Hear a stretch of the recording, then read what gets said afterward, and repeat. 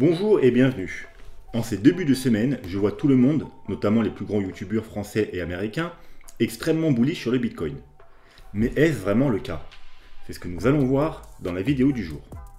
Mais avant de commencer, pensez à vous abonner et à activer la cloche, ainsi qu'à laisser un petit pouce bleu et un commentaire pour soutenir la chaîne.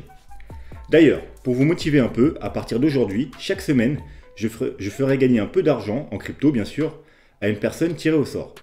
Pour cela, il vous suffit de vous abonner, de mettre un petit pouce bleu et de laisser un commentaire sous chacune des 5 vidéos de la semaine.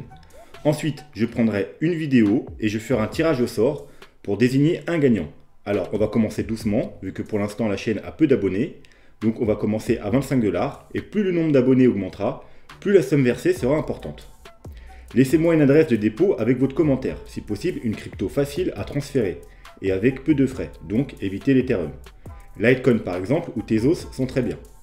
Alors pour ceux qui débutent tout juste, il vous suffit d'aller dans n'importe quelle plateforme, par exemple une de celles qui sont en lien ci-dessous. En même temps, vous pourrez participer comme ça un peu au développement de la chaîne. Et ensuite, vous choisissez une crypto et vous faites dépôt. De là, on va vous donner une adresse, vous faites copier, coller sur votre commentaire. Et voilà, il n'y a pas plus simple. Pas d'inquiétude, si vous oubliez de mettre une adresse, je vous envoierai un message si vous gagnez. Voilà, alors n'oubliez pas, chacune des 5 vidéos de la semaine, même si vous n'avez pas le temps de les regarder, vous allez juste mettre un petit pouce bleu et un commentaire. Bien sûr, il faut être également abonné. Voilà, donc on va passer maintenant directement au Crypto Fear and Greed. Alors, toujours dans la même mélasse, comme on va dire, ça veut dire dans la zone des 70, entre 70 et 80. Et comme on a vu les semaines précédentes, pour avoir une belle tendance haussière, on veut un Crypto Fear qui repasse au-dessus des 80. Comme on a pu avoir dans les deux grandes périodes haussières, donc du mois de novembre jusqu'au mois de janvier, où on était entre 85 et 95. Également au mois de février, la dernière petite grosse jambe haussière qu'on a eue, on était entre les 90 et les 95. Alors que là, depuis qu'on consolide depuis un mois et demi, on se situe aux alentours des 70.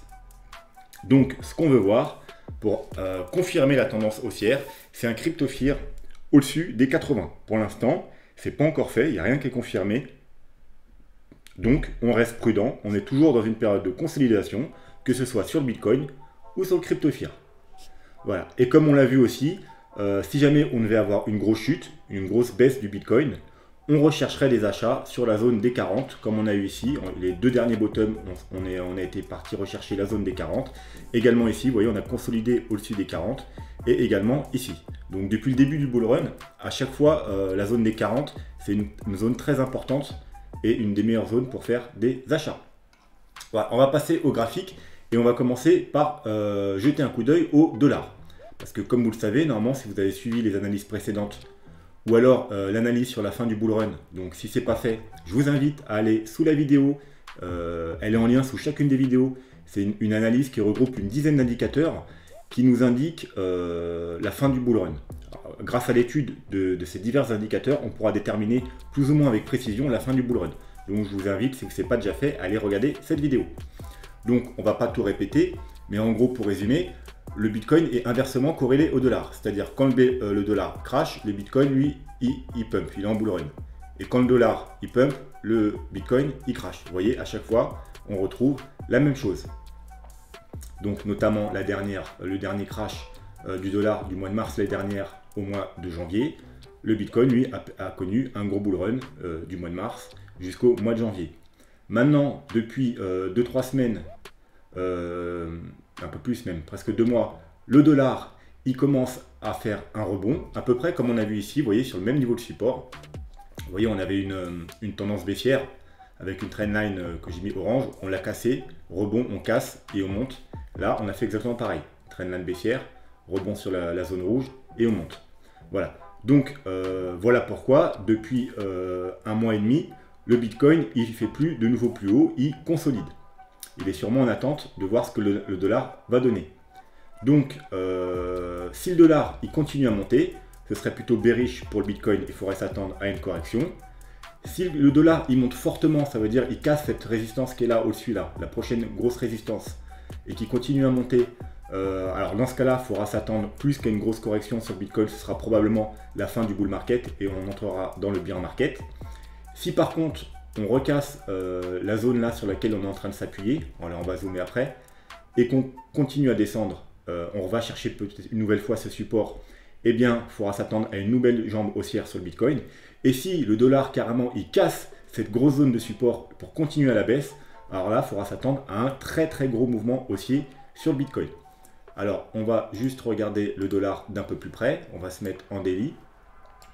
Et comme vous pouvez voir, comme je l'avais dit qu'on était ici, on allait sûrement venir faire un pullback sur cette petite zone. Donc maintenant, c'est un peu un moment clé hein, pour le dollar et donc pour le Bitcoin. On va voir comment il va réagir maintenant ici. Alors depuis 3 jours, vous voyez, il consolide. Maintenant, on va voir. S'il repart à la hausse, ce sera bearish pour le Bitcoin. Si par contre, on casse le support et on se dirige vers le bas, il faudra s'attendre sûrement que le Bitcoin il termine sa consolidation par un mouvement haussier.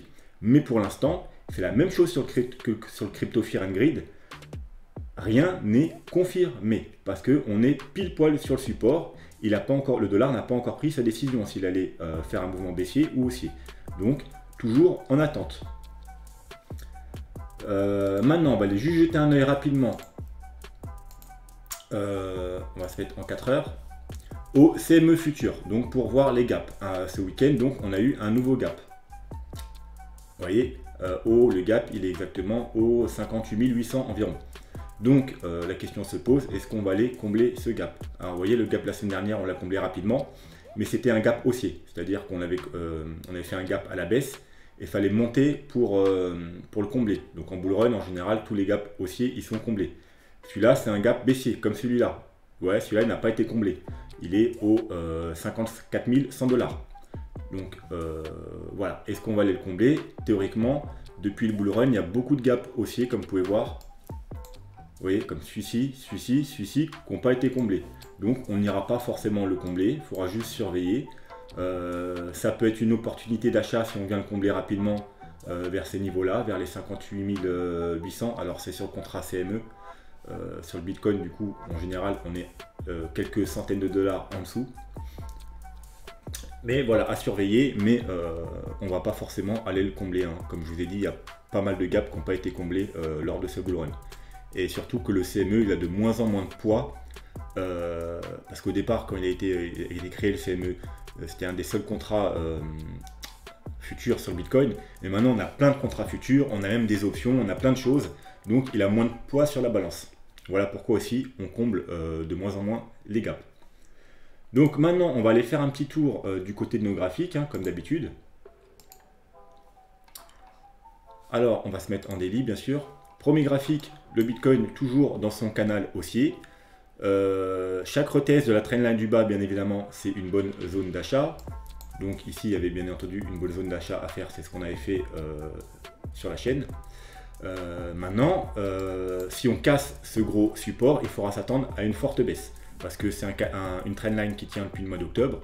Donc c'est un support long terme. Donc bien évidemment, si on le casse, et quand je dis casser, je ne parle pas d'une mèche, je parle avec des clôtures, donc des clôtures daily. Il y a de fortes chances qu'on retourne faire un joli plus bas. Et à l'inverse, si on casse la grosse résistance qu'on a ici, donc comme vous pouvez voir d'ailleurs, ça forme une sorte de triangle ascendant. Donc théoriquement, c'est une figure bullish. Il y a plus de chances de casser vers le haut. Mais comme d'habitude, on est prudent parce que là, pour l'instant, vous voyez, depuis quelques jours, là, ici, on l'a testé une fois, 2 fois, 3 fois. Là, on a fait une petite mèche. Pour ça, je vous dis d'attendre les clôtures. Hein, parce que là, il y en a, ils sont enflammés. Rappelez-vous, le 10 avril, je vous disais, les gens, ils s'enflamment. Mais pour l'instant, il n'y a rien à faire. On n'a pas clôturé au-dessus. Donc, on attendra une clôture au-dessus de cette zone de résistance. Donc, environ des 60-61 000 $. Pour avoir une plus forte conviction qu'on a un gros mouvement haussier qui nous attend. Pour l'instant, rien n'est fait. Encore aujourd'hui, vous voyez, on a fait une mèche, mais on est une nouvelle fois pour l'instant rejeté. Donc, que ce soit au niveau du crypto fear, du dollar et du graphique, comme je vous dis, il y a beaucoup de gens qui s'enflamment et qui sont extrêmement bullish sur Bitcoin, mais pour l'instant, on a eu des signaux, certes, qu'on est plus dans un mouvement haussier. Peut-être que si je devais donner les pourcentages directs, on est 60% de chances de casser vers le haut et 40% de chances de casser vers le bas. mais on n'a eu encore aucune confirmation. On verra après avec aussi les indicateurs, on n'a aucune confirmation. Donc la seule chose qu'on voit là, c'est qu'on est en dessous une grosse résistance. Et c'est quoi qu'il ne faut pas faire quand on est en dessous une grosse résistance? Bah, c'est faire des achats. Parce que on fait des achats soit sur support, donc comme on a fait ici et vers ici, ou soit quand on casse la résistance. Pour l'instant, on n'a rien cassé, on n'a aucune confirmation. Donc, même si vous voyez tout le monde qui est extrêmement bullish, c'est pas le moment de faire des achats. Les achats seront à faire quand on cassera cette résistance avec confirmation des différents indicateurs. Bien évidemment, donc du coup, si on casse à la hausse, l'objectif sera le haut du canal et les alentours des...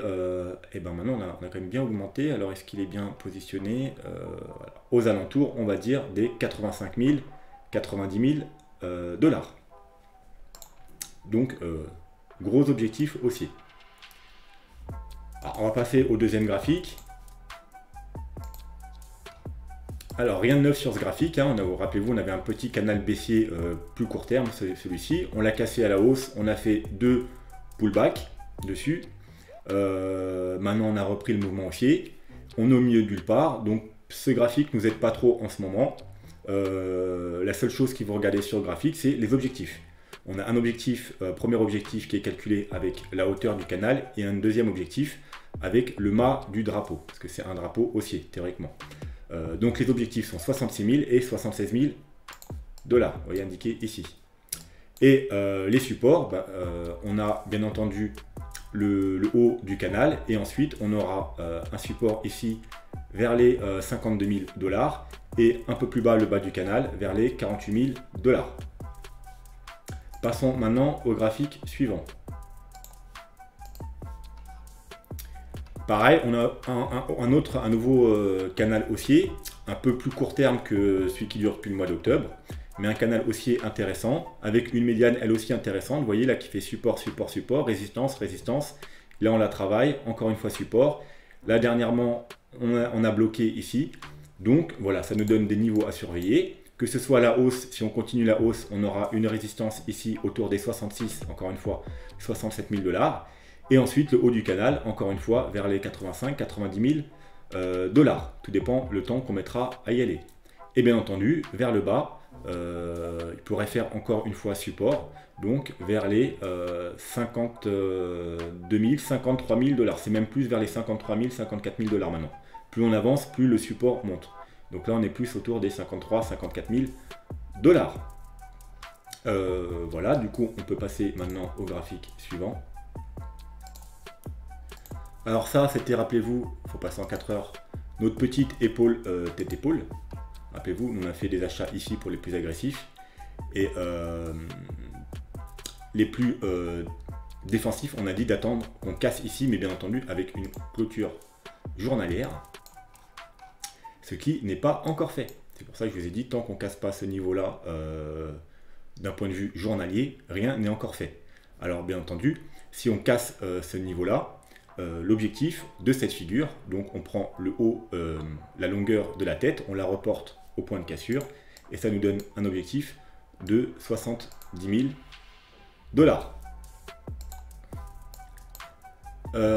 Ensuite, on va passer du coup au dernier graphique. Alors c'est notre triangle, hein, rappelez-vous, un triangle avec on touche là, on touche là, on touche là, on touche là, on touche là, on touche là, on touche là. On l'a cassé récemment. On va se mettre en 4 heures du coup. On l'a cassé récemment, on a fait un petit pullback. À plus court terme, vous voyez qu'on a une trendline haussière.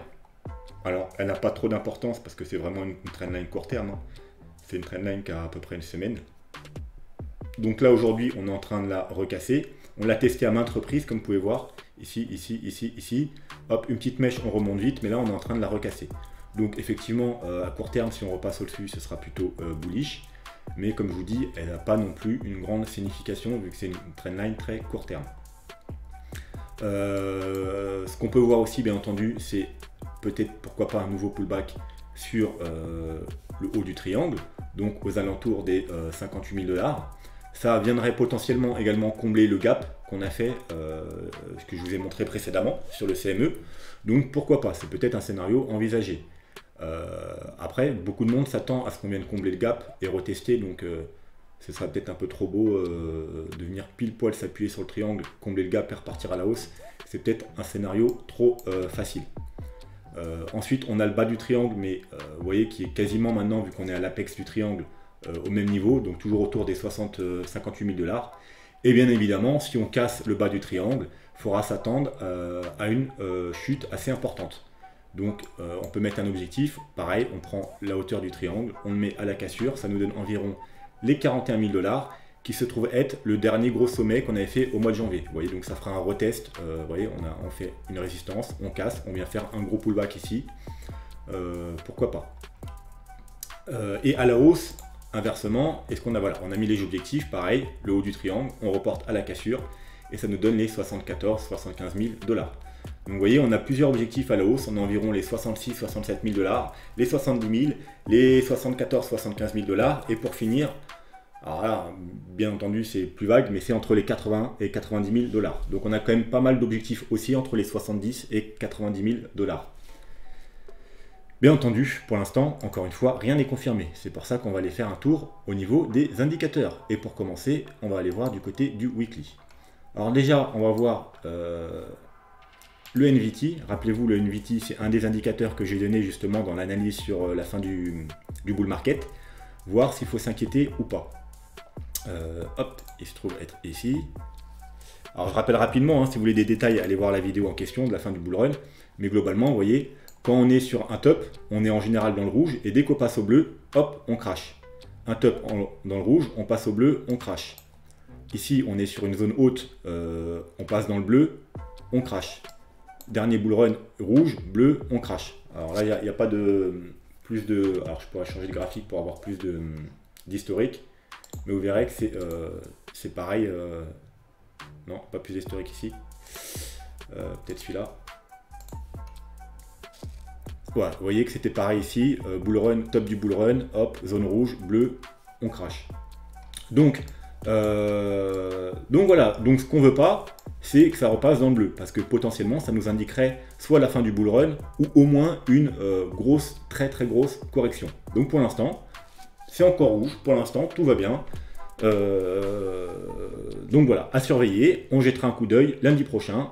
Et le jour où on sera dans le bleu, il faudra se dire peut-être c'est le moment de commencer à prendre des profits.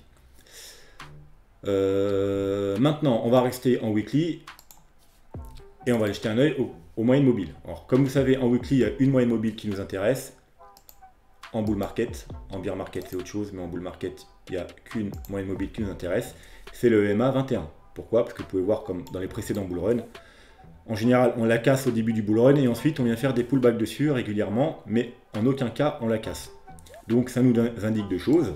Tout pullback dessus, comme ici on a fait aux 8 000 et aux 10 000 $, c'est de très bons niveaux d'achat. Donc si on devait, dans les jours ou semaines qui viennent, revenir faire un pullback dessus, ce serait un très bon niveau d'achat. Donc pour l'instant, elle est au niveau des 45 000 $, mais bien entendu, elle augmente un petit peu chaque jour. Donc si on devait avoir une grosse correction, ce serait ce niveau-là qu'il faudrait viser, donc autour des 45 000 $. Par contre, si on devait la casser à la baisse, bien entendu, vous voyez, comme ici ou comme ici, ce serait potentiellement la fin du bull run. Voilà, encore une chose à surveiller pour la fin du bull run.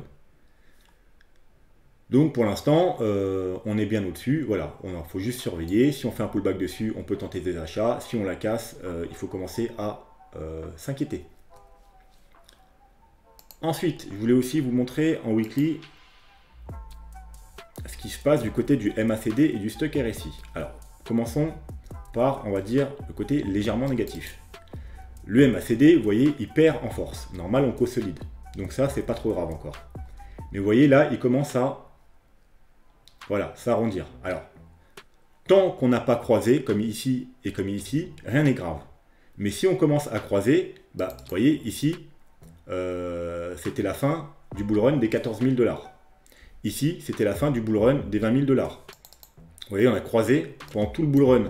On est au-dessus. On peut faire des pullbacks ici. Ça, c'est comme la moyenne mobile EMA 21, tout pullback, c'est des bons niveaux d'achat. Mais une fois qu'on casse, vous voyez, on a cassé exactement vers le 15 janvier.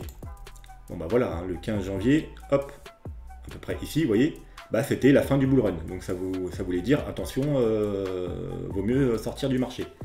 Donc pour l'instant, c'est neutre, parce que on ne croise pas à la baisse. On pourrait très bien même faire une légère correction, venir s'appuyer un pullback, bon niveau d'achat et on repart à la hausse. Par contre, effectivement, si on commence à croiser, là ce sera très mauvais signe, ce sera encore une fois probablement la fin du bull run. Pour les bonnes nouvelles, c'est plutôt le stock RSI. Regardez où se trouve le stock RSI. Il se trouve en zone de survente alors qu'on est sur un top. Alors, je vous montre d'habitude où on est quand on est sur une zone de survente. Par exemple, ici, vous voyez, on était plus ou moins sur un bottom. Ici, on était sur un bottom. En l'occurrence, quand on est sur un top, comme ici ou ici, on est en général en zone de surachat. Vous voyez, fin du bull run 2017-2018, la fin du bull run, on est en zone de survente. Bull run précédent, pareil, on est en zone de survente. Et là, on est en zone de surachat, excusez-moi. Alors que là, on est en zone de survente, donc totalement l'opposé. Donc théoriquement, ça voudrait nous dire que là, on n'est pas sur un top de marché. Et au contraire, ça nous indique que si on devait avoir un mouvement haussier, et ben du coup, on aurait droit à un mouvement haussier très puissant, parce que c'est comme si là, en fait, on avait fait la consolidation, c'est comme si on avait fait une grosse correction. Vous voyez, parce que le Bitcoin a consolidé, mais le stock RSI a diminué. Un peu comme si voilà, un peu comme on était là. Vous voyez, là, on est sur un top, on corrige, et on va chercher la zone de survente. Donc après, on a droit, du coup, vu qu'on est tout en bas, vous voyez, un peu comme ici, hop, on descend, on corrige, on descend. Et après, on a droit à un gros mouvement haussier parce que du coup, il y a une grosse marge pour rejoindre la zone de surachat. Et bien là, depuis ici, on consolide. Et le stock RSI, lui, il a fait comme si qu'on a été dans une grosse correction. Du coup, maintenant, il se trouve en zone de survente. Et il a toute la place pour nous faire une belle jambe haussière. Donc, ça ne veut pas dire que ça va monter. Ça veut dire si ça monte, il faut s'attendre à un mouvement relativement puissant. Et qui aura de quoi durer sur plusieurs semaines ou plusieurs mois. Voilà, alors maintenant si on y jette un œil de plus près, vous voyez, pour l'instant ça croise, mais rien n'est confirmé. Les confirmations, je vous rappelle, c'est quand on passera au-dessus de la zone de survente. Là, ce sera vraiment une confirmation comme quoi on va reprendre la tendance haussière. Pour l'instant, rien n'est encore fait, on est toujours en période de survente. Mais c'est quand même plutôt très positif le fait qu'on soit en zone de survente, c'est-à-dire que ça nous laisse une grosse marge pour monter. Encore une fois, ça ne veut pas dire qu'on va forcément monter, on peut très bien, vous voyez comme ici, rester en survente pendant un certain temps et continuer à descendre un peu avant de reprendre la hausse. Donc on pourrait très bien avoir une correction, comme on a dit aux 52 000, 45 000, 41 000 dollars, consolider ici avant de reprendre la hausse. Ça ne nous dit pas qu'on va monter, ça nous dit que le prochain mouvement haussier il sera violent. Voilà. Par contre, si on repasse au-dessus de la zone de survente, là, ça nous donnera plus de conviction pour un mouvement haussier. Alors, en weekly, est-ce que c'est tout? Oui. Donc, on va passer aux 3 jours. Donc, aux 3 jours, on va regarder, on va rester pour l'instant sur le MACD. On n'a toujours eu aucune confirmation. Vous voyez, ce qu'on veut, c'est que le stock RSI repasse au-dessus de la zone de survente. Ce n'est pas encore fait. Donc, encore une fois, comme le crypto fear, comme le dollar, comme le graphique, aucune confirmation. Donc pour moi, je vois les gens, ils sont extrêmement bullish. Mais comment ils peuvent être bullish alors qu'on n'a aucune confirmation? Donc moi, je reste neutre tant qu'on n'a pas les confirmations. Et je ne vais pas vous dire d'acheter maintenant alors qu'on est sous une résistance. C'est théoriquement le plus mauvais moment pour acheter. Peut-être demain, ce sera un bon moment pour acheter, mais aujourd'hui, on est sous une résistance, on n'a aucune confirmation. Donc, ce n'est pas un bon moment pour acheter. Niveau du même MACD, pareil. Vous voyez, on est toujours dans un mouvement bearish. On attend ici des bougies, plus de bougies rose pâle et bien entendu des bougies vertes. Et là, effectivement, on attend que ça recroise à la hausse. Pour l'instant, ok, ça semble légèrement s'arrondir, mais rien n'est fait. On n'a pas encore du tout croisé. Donc, je vous rappelle, en 3 jours, c'est plus fiable qu'en daily en fait. On a moins de faux signaux et ça nous indique en général des gros mouvements haussiers, plus long terme et plus sûrs, plus fiables. Mais pour l'instant, aucune confirmation. Niveau des moyennes mobiles. Comme vous pouvez voir, on a celle-là. Vous voyez par exemple, on a vu tout à l'heure qu'en weekly, chaque pullback, c'est un bon niveau d'achat, mais on est très loin, on n'a pas fait beaucoup de pullback. Donc on peut prendre celle-là aussi. Vous voyez, c'est quand même relativement, on a fait plus ou moins des pullbacks dessus. Donc voilà, là, donc ça nous fait un bon niveau de support intermédiaire qui se trouve vers les, c'est les environ 52, 53 000. Vous vous rappelez, c'est la zone qu'on a vue graphiquement au départ sur les premiers graphiques. Donc si on chute, il faudrait s'attendre probablement à ce qu'on ait recherché en premier lieu les 52, 53 000 $. La deuxième, elle est au niveau des 38 000 $, mais elle continue à monter. Donc je pense que dans quelques jours, elle sera au niveau de notre support ici des 40, 41 000 $. Voilà, alors si je vous mets le graphique, comme vous mettre le graphique, pour faire un lien avec le graphique, hop, vous voyez qu'elle se rapproche de plus en plus du bas du triangle, donc elle va supporter le bas du triangle, ça nous fait donc un plus gros support dans cette zone là. Donc si on casse le triangle, on pourrait très bien juste venir rapidement s'appuyer ici et repartir à la hausse. Vous voyez, on casse le triangle, les gens pensent que c'est la catastrophe, qu'on va aller vraiment rechercher par exemple ici, et en fait, hop, on pourrait s'arrêter ici sur les 52, 53 000 et repartir à la hausse. On va passer du coup maintenant au daily. Donc les moyennes mobiles, hop, vous voyez, on a la EMA 21 qui supporte aussi parfaitement le bas du triangle vers les 57, 58 000 $. C'est à peu près au niveau du gap. Donc voilà, ce sera le tout premier support à surveiller, ce sera les 57, 58 000 $. Et ensuite, bien entendu, il y aura les 52, 53 000 et plus bas. En dessous, on a aussi, par exemple, voilà, la MA50 au 54 000. Pareil, encore une fois, autour des 53, 54 000 $. Niveau des indicateurs, alors plutôt bullish. Comme vous pouvez voir ici, on est bullish depuis ici, on l'avait vu. On attendait des confirmations sur le MACD. On a plus ou moins nos confirmations. Alors vous voyez, on est en train de croiser à la hausse. On a eu hier une première bougie verte, mais toute plate. Là, on a une première bougie verte intéressante, mais la journée n'est pas clôturée. Donc là, on aura la réponse ce soir à la clôture. Si le Bitcoin il continue à monter un peu, et on aura une confirmation du croisement, parce que vous voyez là, on croise, mais elles sont encore cumulées. Hein. Nous, ce qu'on veut voir, c'est ça. Vous voyez, un beau croisement. Là, c'est plutôt une consolidation. Il faut que la rouge maintenant décolle. Et bien entendu, la bougie verte, pourquoi pas un peu plus haute. Et voilà. Et comme je vous dis, la journée n'est pas clôturée. Donc, si le Bitcoin chute avant ce soir, la bougie verte, elle sera plus verte, elle reviendra rouge. Et on va décroiser. Parce que vous voyez, ça prend en compte le mouvement actuel, mais pas de la clôture. On n'a pas encore clôturé. À la clôture de ce soir, ça nous donnera la position définitive.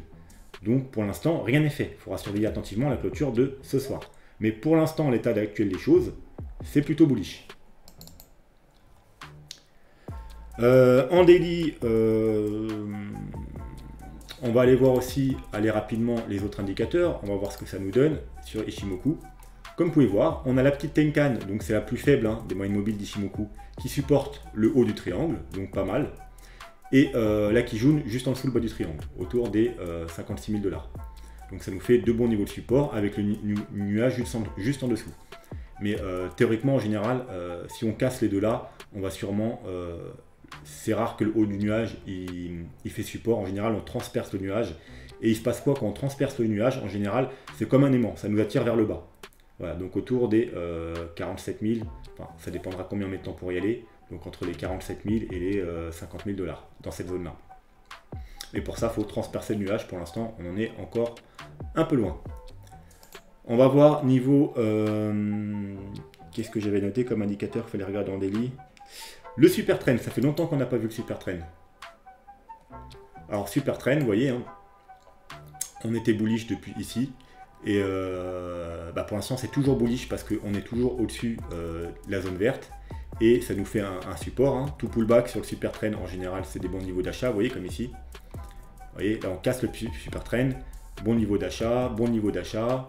Mais par contre, quand on le recasse à la baisse, en général, c'est qu'on a un mouvement baissier. Voilà, et on peut refaire des achats, soit quand on le casse directement à la hausse, ou soit quand on vient faire un pullback ou s'approcher fortement. Donc là, le niveau de support, il est aux alentours, encore une fois, des 53 000 $. Bon, c'est tout ce qu'on peut dire sur le super trend. On va jeter un œil en 4 heures, du coup on va rester sur le super trend. Vous voyez, on avait pile un signal d'achat ici, qu'on a cassé le triangle. On avait également un signal sur super trend. Donc maintenant, le bas du super trend, il est environ au bas du triangle. Donc ça nous fera aussi un support de plus dans cette zone-là. On va aller regarder les moyennes mobiles. Voilà, bah pour l'instant, on tient depuis 2 jours, on tient la EMA 21. Donc, bon, bah, bien évidemment, si on la casse, le premier support à regarder, ce sera le haut du triangle et la moyenne mobile 50. Et le gap, du coup, ce sera pour combler le gap. Si on casse, bah, il y aura le bas du triangle et la moyenne mobile 200. Et si on casse, bon, on a déjà vu tous les objectifs en cas de fracture baissière. Niveau du MACD, bah, vous voyez, on était plutôt bearish depuis ici. Donc depuis le sommet là, on est plutôt bearish. Donc bah, là, on consolide légèrement à la baisse. Et là, on a le MACD qui croise également avec des bougies rouges. Donc c'est plutôt bearish pour l'instant. Maintenant, ce qu'on veut voir, c'est que ça recroise à la hausse et des nouvelles bougies vertes. Mais pour l'instant, en l'heure actuelle des choses, c'est plutôt bearish. Donc il faudrait potentiellement en 4 heures, c'est-à-dire à court terme, s'attendre peut-être un nouveau pullback sur le bas du triangle et pourquoi pas combler le gap.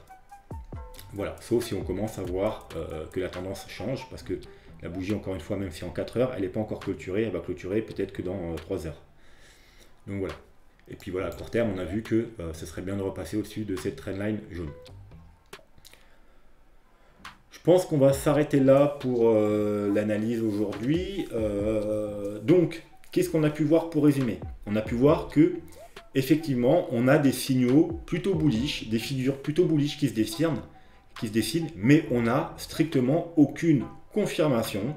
On est sous une résistance, donc c'est absolument pas le moment de devenir euphorique, de s'exciter et de faire des achats. C'est le moment d'attendre. On attend, on est patient, on attend qu'on casse la grosse résistance. En plus, vous voyez, là, on a fait une sorte de presque double sommet. Donc en théorie, ça c'est plutôt bearish. Donc on attend quoi? On attend bien entendu de casser, voilà, en daily, bien entendu, cette grosse résistance qui nous fait un peu chier depuis le 21 février. Donc pour l'instant, voilà. Donc tout le monde est ultra bearish. Moi, je suis neutre. Je serai bullish quand on aura cassé cette résistance en clôture daily. Donc par exemple, si jusqu'à ce soir, bah, on a un gros mouvement haussier et qu'à la clôture, on est au-dessus de cette résistance, là, ok, je dirais de 60% de chance d'être bullish, je passerai plus autour des 80%. Et bien entendu, confirmation des indicateurs en daily, et encore mieux si demain ou après-demain, on a confirmation en 3 jours. Donc pour l'instant, prudence, rien n'est encore gagné, on est sous une grosse résistance, on n'a pas eu de confirmation. Je vais vous montrer que ni sur le crypto-fear, ni sur le dollar, ni sur les indicateurs, ni sur le graphique, il y a de confirmation nulle part. Alors ça peut changer à tout moment, dans quelques heures, si on a un gros mouvement haussier, on pourra peut-être avoir toutes nos confirmations, mais pour l'instant, on n'a rien. Donc pour l'instant, on est neutre et on est prudent. Voilà. Si on devait faire quelque chose, là, ce serait même plutôt prendre des shorts. Vous voyez, on est plutôt sur une zone de short. Alors à savoir qu'en bull market, c'est plutôt dangereux de prendre des shorts, donc il vaut mieux éviter. Surtout que comme on a vu, on a quand même des signaux bullish. Vous voyez ici, c'est quand même un peu bullish pour l'instant. Donc plutôt à éviter, mais si on devait choisir, ce serait plutôt une zone de short qu'une zone d'achat. Voilà, donc on va se laisser là pour aujourd'hui. N'oubliez pas, toute la semaine, de laisser un commentaire, un pouce bleu et de vous abonner pour être tiré au sort en fin de semaine et avoir une chance de gagner 25 $. Et cette somme augmentera à chaque fois que le nombre d'abonnés augmentera, bien évidemment. Voilà, donc pour ce soir, je vous laisse. Je vous souhaite une bonne soirée. Soyez très prudents, prenez soin de vous et à demain. Tchuss!